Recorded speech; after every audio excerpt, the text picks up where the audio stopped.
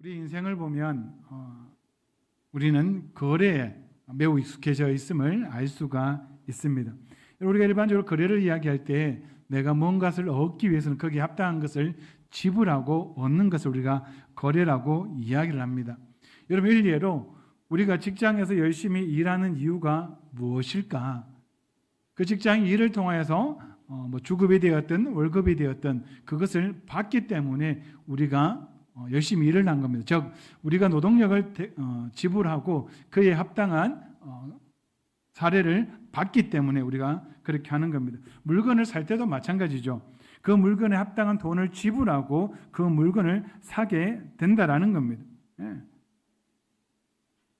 그리고 이런 합당한 거래는 우리 사회를 되게 여러 가지 편리를 주게 되죠. 그런데 이러한 거래의 모습이 우리의 신앙에서도 가끔씩 드러나는 경우가 있다라는 사실입니다. 여러분, 우리는 하나님께 믿음을 보이면서 그 믿음에 합당한 복을 구할 때가 많이 있습니다. 아니면 하나님 앞에 하나님 내게 복을 주시면 내가 이렇게 하나님을 섬기고 하나님께 내가 헌신하겠다라고 하는 것을 할 때도 있다라는 거죠. 저는 이것을 이렇게 고백하고 있습니다. 이런 믿음을 조건부 믿음. 하나님 내게 이렇게 해주시면 내가 이렇게 하겠다. 아니면 내가 이렇게 할 테니 하나님 내게 이러한 것을 주십시오. 저는 이것을 조건부 믿음이라고 말하고 싶습니다. 그런데 이러한 조건부 믿음은 우리로 하여금 하나님에 대해서 더욱더 열심히 하나님을 믿고 하나님의 일에 헌신하도록 하는 경우도 종종 많이 있습니다. 그런데 문제는 뭐냐면 이러한 조건부 믿음은 그 조건이 제대로 성립되지 아니하면 그 믿음이 마치 모래 위에 세운 집과 같이 허물어져 버린다라는 사실입니다. 저는 오늘 말씀을 통해서 우리 모든 성도님들이 우리의 믿음이 조건부 믿음이 아닌 진정으로 하나님이 기뻐하는 그런 믿음을 소유하는 우리 복된 성도님들이 되시기를 주님의 이름으로 축원합니다. 오늘 본문에 보면 하나님이 천상의 회의를 소집하시고 난 다음에 욥의 믿음을 칭찬하는 것을 볼 수가 있습니다. 본문 8절에 보면 이렇게 이야기하시죠. 여호와께서 사단에게 이르시되 내가 내 종 욥을 주의하여 보았느냐. 그와 같이 온전하고 정직하여 하나님을 경외하며 악에서 떠난 자는 세상에 없느니라. 이렇게 말했습니다. 이런 천상의 회의를 소집했습니다. 그리고 하나님의 아들들, 우리가 말하는 일반적으로 생각하는 천사들이 하나님 앞에 모였습니다. 그리고 그곳에 누가 함께 동참을 했느냐? 사단도 그곳에 함께 했다라고 말하고 있습니다. 그러한 가운데 하나님이 사단을 향해서 뭐라고 칭찬하시는 욥을 이렇게 이야기합니다. 온전하고 정직하고 여호와를 경외하며 악에서 떠난 자가 없다라고 이야기합니다. 이런 믿음을 지킨 자가 지금 세상을 돌아볼 때 욥뿐이다라고 이야기를 하고 있는 겁니다.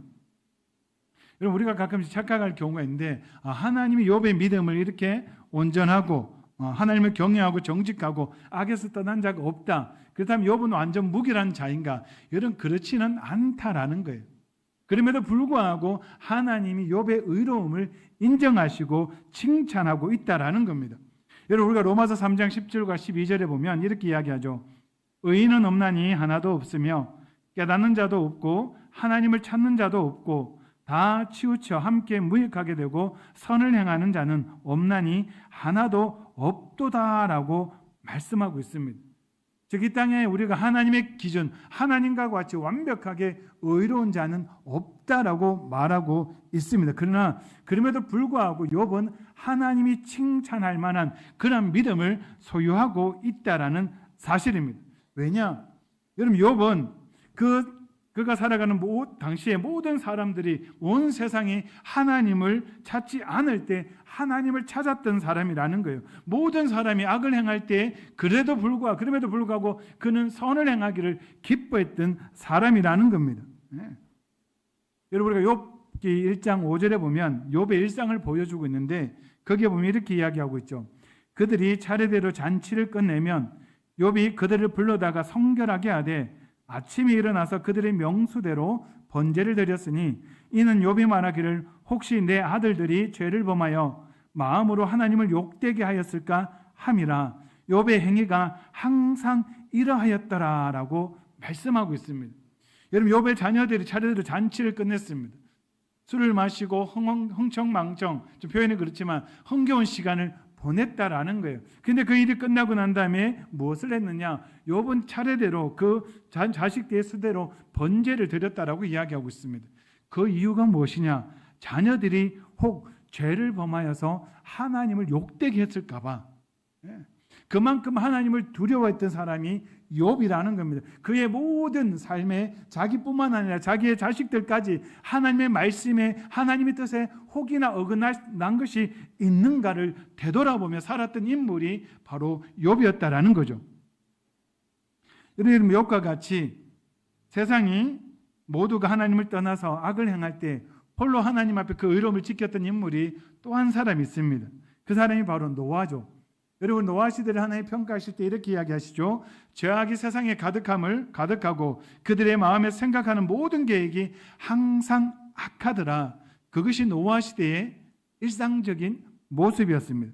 여러분, 그럼에도 불구하고 하나님이 노아를 평가하실 때 노아를 어떻게 평가하시느냐? 노아는 의인이요 당대의 완전한 자요 하나님과 동행하였더라라고 평가를 내리고 있다라는 겁니다. 여러분, 그렇다면 욥은 또 완전 무결한가요? 여러분, 그렇지도 않아요. 그럼에도 불구하고 욥은 모든 사람이 하나님을 떠나 악을 행할 때 그럼에도 불구하고 하나님을 찾았고 하나님의 뜻에 순종하기를 기뻐했던 사람이라는 겁니다. 여러분, 세상 모두가 하나님을 떠나 악을 행할 때 어떻게 욥과 노아는 하나님을 향한 자신의 믿음을 지켰을까? 여러분, 노아의 비결은 다른 것 없습니다. 창세기 6장 8절에 보면 이렇게 이야기하고 있죠. 노아는 하나님 여호와께 은혜를 입었더라. 여러분, 노아는 하나님의 은혜를 입었기 때문에 하나님을 찾고 하나님의 뜻에 순종할 수 있었다라는 거죠. 여러분, 그렇다면 욥의 비결은 무엇일까? 욥은 어떻게 모든 사람들이 악을 행할 때 그 당시에 하나님 앞에 온전하고 정직하고 하나님을 경외한 자고 악에서 떠난 자라는 평가를 받을 수 있었을까? 그것은 바로 하나님과의 관계에 있었다라는 거예요. 여러분, 하나님이 오늘 본문에 가만히 보면 사단에게 이르실 때 이렇게 이야기합니다. 욥을 말할 때 이렇게 이야기합니다. 내 종 욥을 보았느냐? 그냥 욥을 보았느냐가 아니에요. 내 종 욥을 보았느냐? 여러분, 보통 하나님께서 내 종이라고 이야기할 때 어떠한 사람을 종이라고 이야기하냐? 모세 같은 사람, 다윗과 같은 사람, 이사야와 같은 그런 하나님 앞에 말씀에 충성되어 순종했던 이들을 하나님은 뭐라고 이야기하시느냐? 내 종이라고 이야기하고 있다는 거예요. 그리고 우리가 잘 알다시피 사도 바울도 뭐라고 얘기하냐? 자기를 소개할 때 이렇게 이야기죠. 예수 그리스도의 종. 그 말은 뭐냐면 내가 예수 그리스도를 나의 구주 나의 하나님으로 고백하면서 그분을 주인으로 인정하고 그분의 모든 말씀에 따라 순종하는 자, 나 바울이라고 이야기하고 있다는 거예요. 그것은 무엇이냐? 바로 하나님과 나와의 관계를 정의하고 있다는 거예요. 그만큼 하나님이 욥을 가까이 생각했다라는 사실입니다. 여러분, 우리도 마찬가지예요. 오늘 이 시대를 살아가는 우리도 욥과 노아처럼 하나님 앞에 우리의 믿음을 칭찬받을 만한 사람들이라는 사실입니다. 그 이유가 뭐냐면 이미 우리도 노아처럼 하나님의 은혜를 입은 사람이기 때문입니다. 여러분, 하나님의 은혜를 입었기 때문에 노아는 그 노아 홍수 시대에 구원을 받았던 것처럼 우리 또한 지금 하나님의 은혜를 받아서 이 악한 시대, 이 멸망의 시대에 하나님의 부르심을 받아 하나님의 백성이 되고 하나님의 자녀가 되었다라는 사실입니다. 더 나아가서 또한 우리는 하나님이 이렇게 이야기하고 있죠. 너희는 다시 무수하는 종의 영을 받지 아니하고 양자의 영을 받았으므로 우리가 아빠 아버지라고 부르짖느니라. 하나님은 우리를 부르셔서 하나님을 뭐라고 부를 수 있도록 하셨느냐? 바로 나의 아빠 아버지라고 부를 수 있도록 하셨다라는 사실입니다. 여러분, 종은 주인의 명에 따르는 자입니다. 그러나 아들은요, 아버지의 명에 따르는 자가 아니라 아버지의 마음을 헤아려서 행할 줄 아는 자가 바로 자녀라는 사실입니다. 여러분, 그러므로 말미암아 이미 우리는 우리의 삶이 하나님 앞에 인정받고 칭찬받는 모든 조건들을 갖추고 있다라는 사실. 여러분, 그래서 저는 우리 모든 성도님들의 그 믿음의 삶이 하나님 앞에서 인정받고 칭찬받는 삶이 되기를 주님의 이름으로 축원합니다. 그런데 하나님이 이렇게 욥을 칭찬하실 때 사단이 이렇게 말합니다. 욥이 어찌 까닭없이 하나님을 경외하리이까? 주께서 그와 그의 집과 그의 모든 소유물을 울타리로 두르심 때문이 아니니이까? 주께서 그의 손으로 하는 바를 복되게 하사 그의 소유물이 땅에 넘치게 하셨음이니이다. 이제 주의 손을 펴서 그의 모든 소유물을 치소서. 그리하시면 틀림없이 주를 향하여 욕하지 않겠나이까? 여러분, 하나님이 욥을 이렇게 칭찬하잖아요. 온전하고 정직하고 여호와를 경외하고 악에서 떠난 자. 그런데 이렇게 말할 때 사단이 이렇게 말합니다. 하나님, 욥이 그렇게 하나님의 앞에 칭찬받을 만한 그런 믿음과 그런 신앙을 보여주는 것은요, 다 이유가 있다는 거예요. 그럼 그 이유가 무엇일까요? 그 이유가 무엇일까요?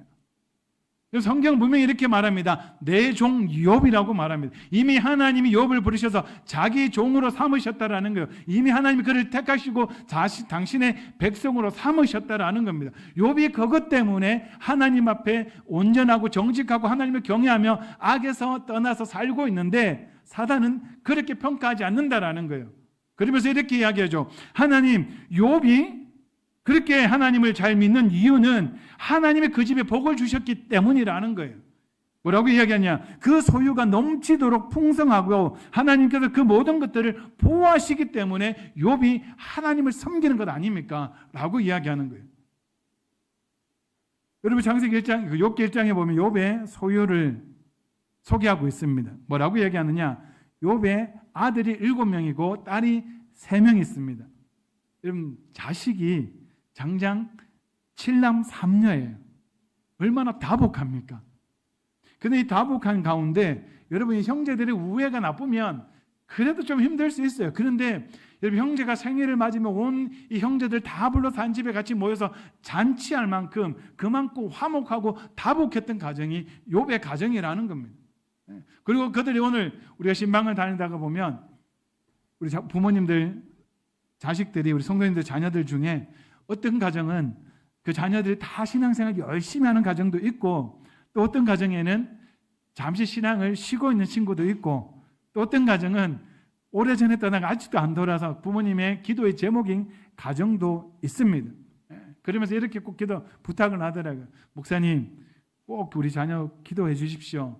신앙을 다시 회복하고 열심히 신앙생활을 할 수 있도록. 그런데 욥의 가정은 그게 아니잖아요. 온 가족들이, 이 10명의 자녀들이 다 신실하게 하나님 앞에 열심히 살았다라는 거예요.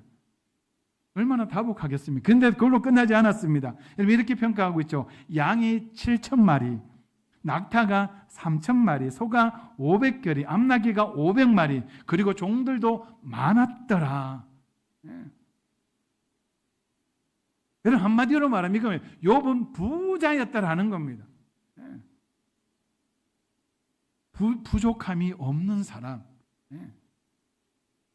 여러분, 사단은 이렇게 말합니다. 욥이 하나님으로부터 이러한 복들을 받았기에 하나님을 경외하는 것 아닙니까? 우리가 우스갯소리를 이렇게 이야기하죠. 직장을 다닐 때 직장에서 내게 월급 많이 줘봐라, 내가 죽도록 충성하지. 이건 그렇지 않습니까? 어떤 월급이라도, 예전에 이런 경우가 봤습니다. 제 친구 중에 구미에서 일을 했는데 그 삼성전자 쪽에서 이렇게 일을 했다 하더라고요. 근데 월급은 생각보다 많이 줘요. 근데 문제가 뭐냐면 월급을 많이 주는 만큼 그만큼 부려먹어요. 그래서 너무 힘들어가지고 건강이 나빠져가지고 이제 고향으로 내려와서 고향에 있는 공단에 취업을 했는데 월급이 반 이상 확 줄더래요. 근데 일도 그만큼 편하다라는 겁니다. 다 마찬가지예요. 주는 만큼 시켜 먹는 거예요. 여러분, 많이 주는데 일을 적게 시키는 데는 없습니다. 여러분, 마찬가지예요. 하나님이 이렇게 복을 주셨는데 만약 내가 하나님을 경외하지 아니하고 하나님 말씀에 언제 순종하지 아니할 때 하나님이 가져가면 어떻게 할까? 그러니까 열심히 하는 거예요. 여러분, 오늘날 우리가 하나님을 믿지 못하고 이 자유함이 없는 사람들, 여러분, 미신에 사로잡혀 있는 사람들 보면요, 뭘 하나 할 때 자유함이 없습니다. 여러분, 이사할 때도 손이 없는 날을 택해야 되잖아요. 모든 걸 다 따집니다. 그래서 점을 보러 갔을 때 이렇게 하면 안 된다 그러면 지킬 수밖에 없는 거예요. 이런 게 마찬가지입니다. 사단이 지금 주장하는 게 그거예요. 하나님이 그런 복을 주셨으니까 욥이 하나님을 경외하는 거죠. 만약 그걸 치면, 그것을 빼앗아가면 욥은 하나님을 믿지 않을걸요? 하나님을 섬기지 않을걸요? 나아가서 하나님을 대적할걸요? 라고 이야기하고 있는 거예요. 여러분, 사실 자신이 누리고 있는 그 모든 것들이 하나님의 은혜임을 알고 살아가는 것도 참 복된 믿음입니다. 우리가 살아갈 때 그렇게 고백하잖아요. 하나님, 내가 지금 여기까지 살아온 것도 나를 축복하시고 인도해주신 그 하나님, 에베네셀의 하나님의 은혜다라고 고백합니다.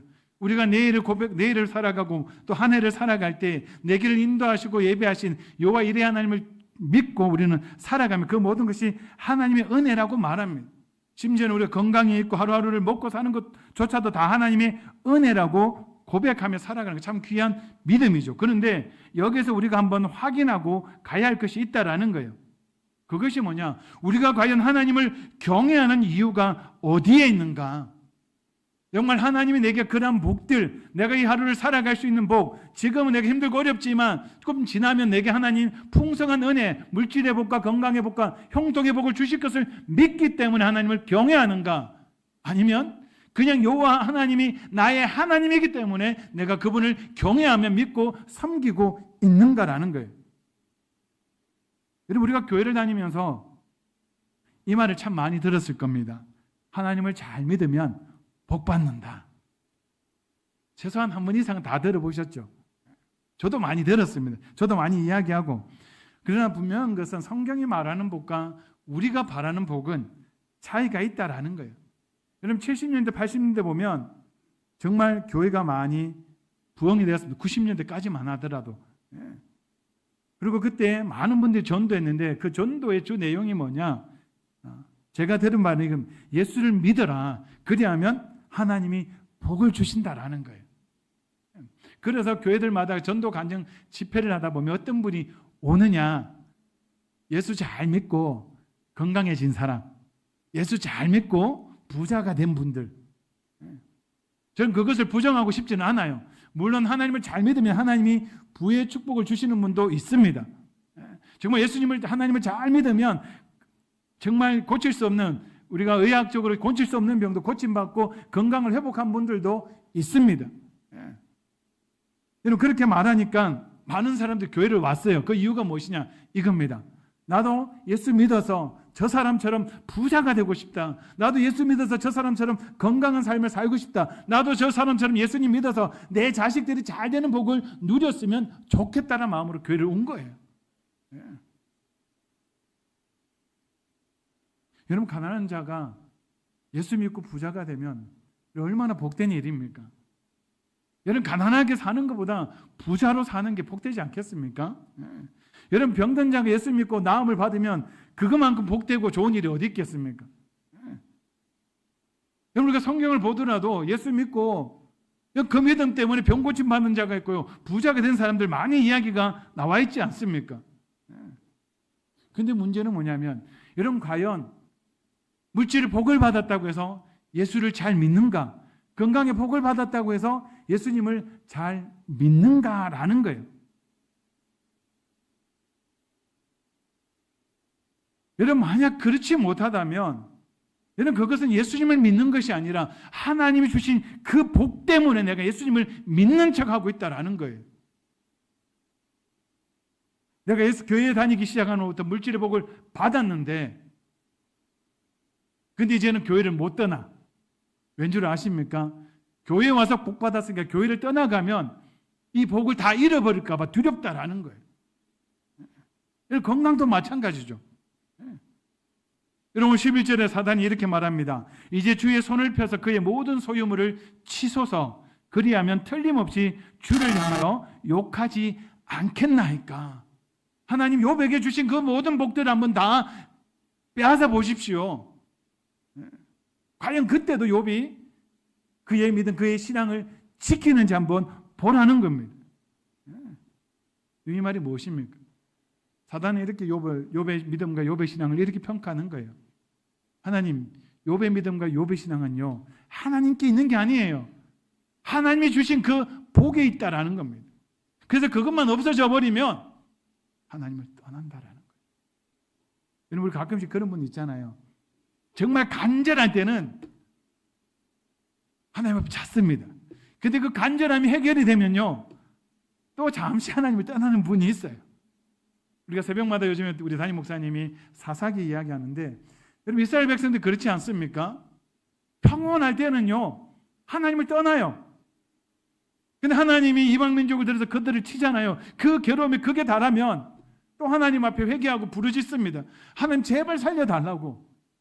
그래서 하나님의 사사를 들어서 이방의 손으로부터 그들을 구원해주면 또 내가 언제 그랬냐처럼 다시 또 하나님 앞에 목전에서 악을 행하던 것이 이스라엘 민족이라는 거예요. 여러분 왜 그런 줄 아십니까? 다른 것 없습니다. 그들이 진정으로 하나님을 섬긴 것이 아니라 하나님이 주신 그 복, 그 평안의 복만 바라보았다라는 거예요. 그런데 그것이 내게 있으니까 더 이상 하나님을 찾을 이유가 없는 거예요. 사랑하는 성도 여러분, 오늘 사단의 이 말, 이제 주의 손을 펴서 그의 모든 소유물을 치소서 그리 하시면 틀림없이 주를 향하여 욕하지 않겠나이까. 사랑하는 성도 여러분, 이 사단의 말이 저와 우리에게는 어떻게 다가오고 있습니까?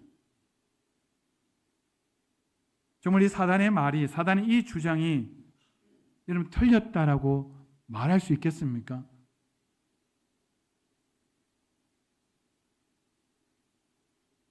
여러분 성경을 보면 이스라엘 백성들이 앞에도 이야기했지만 내게 유익이 되고 좋은 일이 있을 때는 하나님을 경배했어요.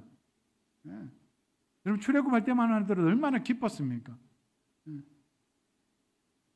하나님께 찬양하고, 특별히 출애굽하고 홍해를 건넜을 때 그 하나님 홍해에 애굽의 군대를 다 물리쳐 수상을 시켰을 때 온 이스라엘 여인들이 소고를 치며 하나님을 찬양하지 않았습니까? 근데 곧 지나지 않아서 음식이 떨어지니 에이 하나님 진짜 왜 차라리 그냥 애굽에서 죽도록 내버려 두시지 왜 우리를 여기까지 인도했냐고 그렇게 말했던 이들이 바로 이스라엘 백성들 아닙니까? 여러분 우리가 그렇지 않느냐라는 겁니다. 여러분 이렇게 좋은 일이 있을 때는 하나님을 높이고 하나님을 경외하는 처럼 보이지만 어려움을 다 만나고 위기를 만나면 하나님 앞에 원망과 불평을 쏟아내었던 것이 바로 이런 이스라엘 백성들의 모습이 오늘 우리의 일반적인 모습이라는 겁니다. 여러분 그것이 바로 하나님을 모르는 이들이 아니라 하나님의 백성이라고 말하는 우리가 우리에게 주어진 상황, 우리의 환경에 따라서 하나님을 경외하는 그 믿음이 왔다 갔다 한다라는 거예요. 그러면 우리가 간이 사단의 주장에 너의 주장이 틀렸다라고 말할 수 있는가? 욥은요 사단의 이 주장이 틀렸음을 그 삶으로 증명합니다. 하나님이 이 사단의 주장을 듣고 어떻게 하십니까? 그래? 우리로 말하면 이거예요. 내기를 하는 거예요. 네 말이 맞느냐 내 말이 맞느냐 한번 시험해보자. 그래서 이렇게 이야기하죠. 내가 그의 모든 소유물을 다 내 손에 맡기노라. 다만 그의 몸에는 내 손을 대지 말지니라. 그 결과가 무엇이었어요? 그렇게 사랑스러웠던 화목했던 욥의 10 자녀들이 다 죽임을 당하는 것 아닙니까? 그리고 그 모든 소유물도 다 빼앗겼습니다. 그리고 심지어는 종들도 대부분의 종들도 다 죽었습니다. 그때 욥의 이런 고백을 하죠. 욥기 1장 20절과 21절입니다. 겉옷을 찢고 머리털을 밀고 땅에 엎드렸다. 그럼 얼마나 비통함을 표현하고 있습니까? 오늘도 마찬가지죠. 보통 부모님이 돌아가시면 연세가 많아서 돌아가시거나 아니면 질병으로 돌아가시거나 부모님이 돌아가시면 그래도 슬프고 아프겠지만 그러려니 하는 것이 자식들의 마음이죠.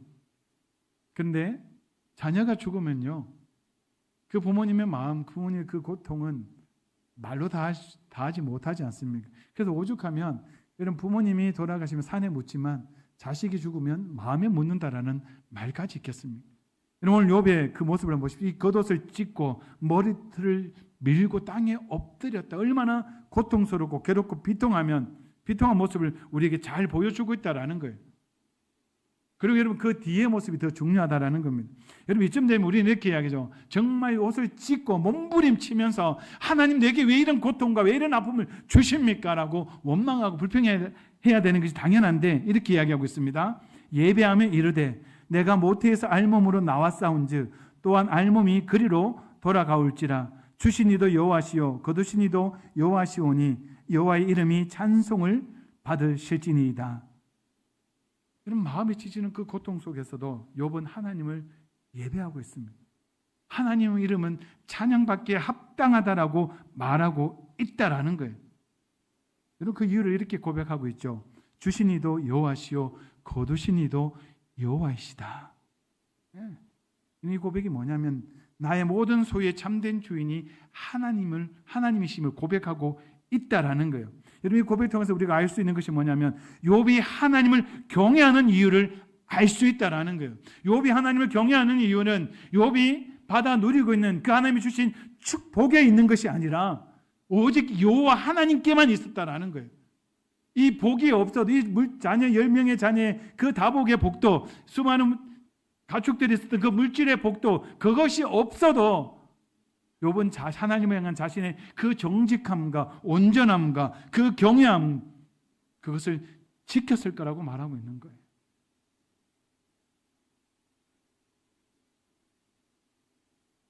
여러분 욥이 이렇게 고백할 수 있는 건 뭔 줄 아십니까? 자기의 소유를 다 잃었지만 그럼에도 불구하고 하나님은 나를 떠나지 않았다라는 거예요. 여전히 하나님은 나를 붙들고 있다는 걸 알았다라는 겁니다. 여러분 그러니 하나님을 찬양하고 하나님을 경외할 수 있는 거예요. 여러분 오늘 우리는 욥의 신앙을 회복해야 합니다. 사랑하는 성도 여러분, 우리가 여호와 하나님을 경외하는 이유가 어디에 있느냐라는 겁니다. 여러분 우리가 여호와 하나님을 경외하는 이유는 다른 것 없습니다. 그분이 바로 그냥 여호와 하나님이시기 때문에 우리의 경외함을 받고 우리의 찬양을 받기에 우리의 영광을 받기에 합당하신 분이라는 겁니다. 여러분 우리가 하나님을 믿는 그 믿음이 어떠한 조건에 의한 믿음이라면 여러분 그 믿음은 온전한 믿음이 될 수 없다라는 거예요. 하나님이 내게 어떠한 것을 주지 않는다 할지라도 우리는 그분이 하나님이기에 그분을 경외하는 거예요. 여러분 만약 우리가 어떤 조건 때문에 하나님을 믿는다면 여러분 그 조건이 충족되어야만 우리가 하나님을 향한 믿음을 지킬 수 있다는 거예요. 여러분 가끔씩 이런 질문을 던지잖아요. 여러분 예수님 왜 믿으십니까? 아이들에게 물으면 이렇게 대답합니다. 요즘엔 그렇게 잘 고백하지 않지만 예전에 이렇게 하죠. 구원받으려고. 그럼 구원 안 받으면 예수님 안 믿을 거예요. 좀 말이 어감이 이상하죠, 그죠? 예수님 믿으면 구원받는데 내가 신앙을 가진 이유? 구원받기 위함이 아닌가? 만약 근데 하나님 내게 구원을 안 주시면 내가 하나님을 경외해야 되는가? 이건 그래도 경외해야 됩니다. 왜 그런 줄 아세요? 여러분 하나님은 심판주시기 때문이라는 겁니다. 믿든 믿지 않든 우리는 모든 인류들은 다 하나님의 그 심판대 앞에 서게 된다라는 거예요. 그 심판대 앞에 심판자 대신 하나님에 대한 두려움을 가질 수밖에 없다라는 거예요. 근데 더 감사한 게 뭔 줄 아십니까? 우리가 예수님을 믿는 것은 구원을 받기 위함이 아니라 구원을 받았기 때문이라는 거예요. 여러분 이거 분명하게 아셔야 됩니다. 여러분 구원 받기 위해서 믿는 거 아니에요. 하나님은 나를 택하시고 나를 당신의 자녀로 불러주시고 삼아주셨기에 우리가 그 믿음 안에서 그 부르심 안에서 우리가 하나님을 섬기는 거지 구원 받으려고 하는 거 아니에요. 여러분 우리가 어떻게 하면 구원을 받을 수 있는 조건을 충족시키겠습니까? 여러분 교회에 주일을 한 번도 안 빠지면 그 조건을 충족하십니까? 11조를 안 빼먹으면 충족하십니까? 아니면 교회를 내가 지으면 충족하겠습니까? 아니면 전도를 한 100명 정도 하면 충족하겠습니까? 여러분 그런 거 없어요. 그럼에도 불구하고 우리는 항상 조건을 답니다. 하나님, 내게 이렇게 해주시면 내가 더 열심히 하나님을 믿겠습니다. 하나님 이 조건 내가 들어주시면 내가 정말 하나님 앞에 헌신하겠습니다. 만약 하나님이 안 해주시면 안 하겠다라는 거예요. 그건 믿음 아닙니다. 그건요, 세상이 믿는 믿음이에요. 세상은 항상 조건을 겁니다. 여러분, 갓바위에 가서 108배입니까? 108배를 하는 이유 무엇입니까? 이렇게 지극정성을 들여야 이 갓바위가, 이 불상이 내 소원, 내 기도 들어주겠지라고 믿기 때문 아닙니까? 물론 우리에게도 그런 믿음이 있습니다. 하나님, 내가 정말 예배 열심히 드리고 내가 신앙생활 열심히 하면 하나님 내게 복 주시겠지요. 여러분, 틀렸다라고 말하는 건 아니에요. 그 믿음이 우리를 더욱더 열심히 믿게 하고 더 헌신하게도 만듭니다. 그러나 그것이 없어도 하나님을 향한 우리의 믿음, 우리의 헌신, 우리의 충성은 변함이 없어야 한다는 거예요. 오늘 말씀을 통해 저는 한번 생각해 봅니다. 나는 과연 하나님을 바로 믿고 있는가? 사단의 말처럼 나는 과연 하나님을 믿을 때 내가 하나님으로부터 받은 그 복 때문에 하나님을 믿고 있지는 않는가? 만약 그러한 하나님의 복들이 내게서 사라졌을 때 나도 과연 욥처럼 나의 믿음을 지키고 하나님을 경외한다라고 믿음을 고백할 수 있을까?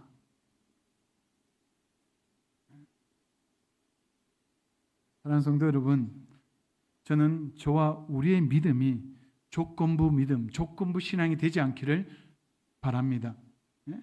그냥 하나님 한 분만으로 만족하고 충족한 믿음을 가지시기를 축원합니다. 하박국 선지자가 이렇게 고백하잖아요. 비록 무화과 나무가 무성하지 못하며 포도나무에 열매가 없으며 감람나무에 소출이 없으며 밭에 먹을 것이 없으며 우리의 양이 없으며 외양간에 소가 없을지라도 나는 여호와로 말미암아 즐거워하며 나의 구원의 하나님으로 말미암아 기뻐하리로다. 아멘. 여기는 이렇게 말합니다. 우리가 어떻게 먹을까? 재산을 이야기하고 있죠. 그러나 이 위에 다른 모든 것들이 없어도 오직 우리는 우리의 고백은 뭐냐? 나는 여호와로 말미암아 즐거워하며 나의 구원의 하나님으로 말미암아 기뻐하리로다. 그냥 하나님 한 분만으로 우리는 우리의 믿음을 고백할 수 있어야 한다는 사실입니다. 말씀을 맺겠습니다. 여러분, 우리가 하나님을 믿는 이유가 무엇입니까? 저는 하나님을 향한 우리의 믿음이 어떤 조건에 있지 않기를 바랍니다. 그래서 하나님께 욥이 까닭 없이 여호와를 경외하리라고 말했던 그 사단의 주장이 우리에게는 적용되지 않음을 우리의 삶으로 증명하는 성도님들 되시기를 주님의 이름으로 축원합니다.